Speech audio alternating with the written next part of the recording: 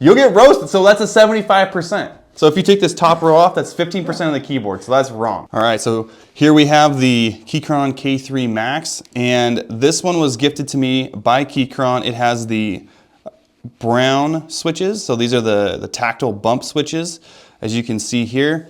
This is a wireless Bluetooth as well as a USB Type-C corded keyboard. It's a 60% keyboard, so it takes, instead of having your 10 keys on the left here or the right, it will not have that, as you can see. So it's a much more compact design.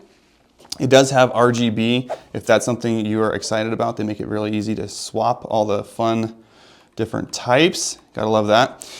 And this keyboard is for most people. If you're not a gamer, you'll like this keyboard. If you are a gamer, you'll like this keyboard. If you have a full desk setup and you never move it, you'll like this keyboard. If you travel every day, you'll like this keyboard. They did such a fantastic job with a low profile design and having these amazing mechanical switches along with this super nice compact design. So I want to make sure that everyone can see these awesome RGB lights. So let's turn this light off and hopefully you can see these things.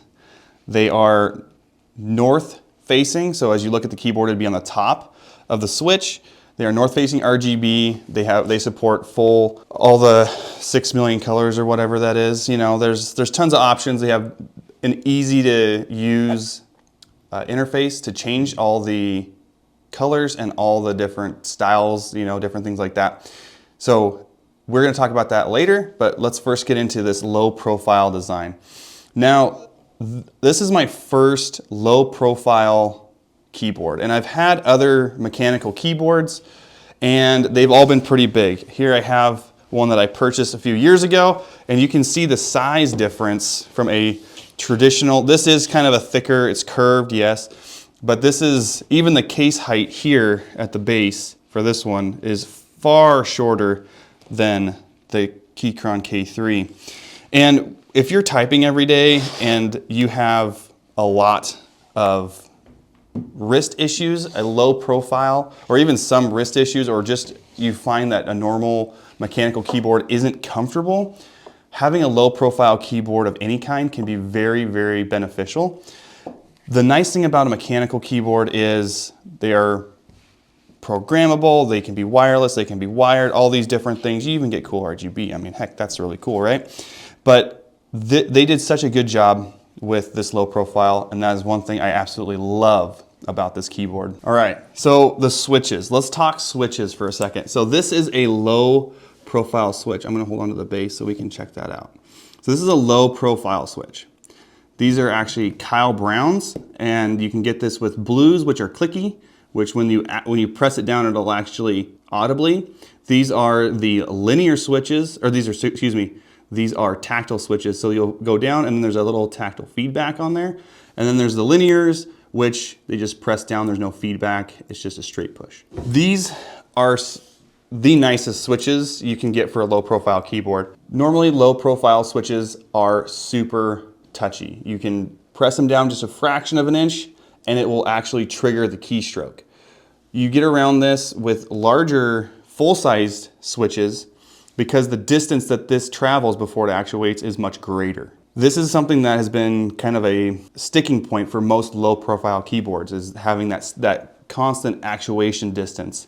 And low-profile keyboards like this with a mechanical switch, I will say this is the best mechanical switch I've ever used. And that it's low profile makes it even more amazing. I love these. The hot swap for this keyboard is also a great feature. You can take this brown out and put a clicky blue in if you want to have your caps lock, your tab, your shift on a clicky, and the rest of it have linear or tactile switches. So the third thing is this keyboard can be programmed for different layers. Now when we talk layers, the simplest way is when you press shift. So when you have not depressed shift, it's all lowercase. When you press shift, it's all uppercase. So that would be considered a layer. What's cool is the KeyChron has 3 different layers. So you can program all of your media, all of your macros, everything that you want to program on this keyboard, you can do. And they make it super easy with their integrated software. A lot of great keyboard manufacturers do not have fantastic software. I have some mechanical keyboards that have toggle switches on the bottom to switch different things. So the fact that they have a great software to support their awesome keyboard is just is another plus. And we're gonna have some B-roll of that so you can see. The only thing I will say about their software is I wish it was not an online software. I wish you could just download the application and run it on your machine. But other than that, it works very fast, connects super quick, and I have not had any problems with it. So let's talk about things I don't necessarily love about the K3 Max. So first off, battery life. So I know that this is a wireless keyboard with RGB. I know that's gonna take down the battery, all these things. You can leave it plugged in. Yes, I understand that. But this thing will chew through some battery if you leave it on and are using it very often, especially with the RGB on. That is not a terrible downside, but it can come into play. I mean, they don't have a lot of space for a battery in here, seeing how thin this is. You know, if it was twice as thick, I could see it running for 3 weeks without charging. I can get about 8 days with this, and granted, I'm not always typing at my desk. There's a lot of downtime, a lot of reading and things. So if you use it every day, I would predict that you probably would get 6 days. You'd probably get a full work week before charging, so that could be a plus for some. If you're traveling and you don't have a consistent source of power to charge it, then that might be a factor for you. But other than that, the battery life could be better, I feel. Second thing is the 60% layout, 10 keyless. This thing, it's not 60%, it's 10 keyless, because if it was 60, it wouldn't have top row. Sorry, that's wrong. That's misinformation, people. It's a 10 keyless, sorry. You'll get roasted, so that's a 75%. So if you take this top row off, that's 15% of the keyboard, so that's wrong. Now, you may have very nimble, tiny fingers, and you don't have this problem, and I'm so happy for you. But I have bigger hands and bigger fingers, and I find myself typing and then hitting caps lock, tab, or shift accidentally quite often because these keys are actually shaped, they're beveled on the inside. And so if I come out on the Q and I hit it a little bit, I might tab down. If I hit, especially A, this is the one that really gets me, is I'll come over on an A and I'll actually depress it, but I'll actually hit that caps lock. And again, these are the low profile switches, so that travel distance to actuate is very low, much lower than a traditional keyboard.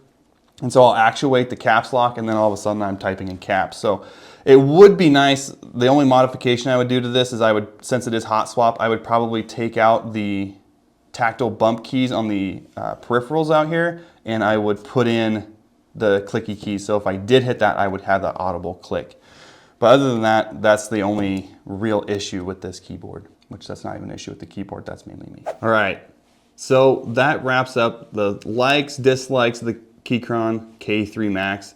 And man, if you use a keyboard, you'll like this thing, and you should buy it. At the price point and the features that are packed into this keyboard, that you can't go wrong.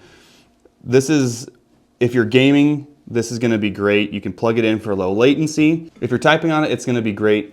If you're just a casual surfer on the web and you want something that's a little bit better than just the keyboard on your machine, then this is probably gonna be a great upgrade.